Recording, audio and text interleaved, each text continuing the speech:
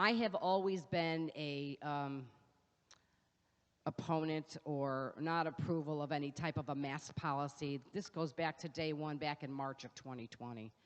And when they came out with the vaccines, I always was against forcing a vaccine. I think it's very serious. I think people should have their own freedom and their own medical choices to do that. And I take that issue very seriously. I'm not against vaccines. My kids were vaccinated when they were young, but that was my choice, and it should always be a choice for somebody. It should never be forced. I was listening to the governor the other day, and he was addressing us yesterday, and he was praising the teachers and the healthcare workers for the work that they have done, and you better believe it, they have done a lot of work. They were on the front lines when it was the height of COVID-19. Back in March of 2020, they were our saviors. They lived through all of this, some without getting COVID, and some of them did. Our teachers, very brave, they went to school and they took care of our students. And they didn't have to get a vaccine back then, and then they were required. They were working in the height of COVID as well. So I appreciate our healthcare workers and our teachers for what they did, and the governor gave them praise. But here's what else happened, Mr. Speaker. After all of the work our healthcare workers did, all of our teachers, even our state workers, I would say, guess what? They were fired. Some of them lost their jobs. They lost their livelihoods that they've worked their entire life for, to work in the healthcare industry, be a nurse, work in a nursing home, work in assisted living, teach our students. They made the ultimate sacrifice during the height of COVID to save all of us. And then what did we do through an executive order?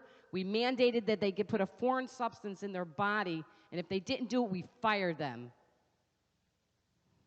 It's awful. There have been many, many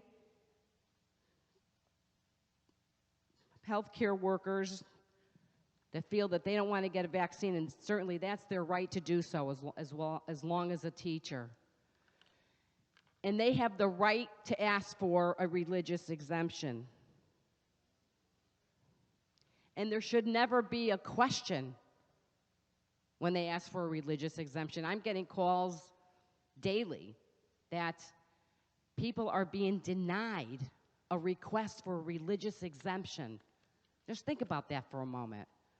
It's what you believe. It's not what somebody else believes. They don't have a right to deny you. They don't have a right to tell you what you believe is right or wrong. You were born with that. That's what you believe.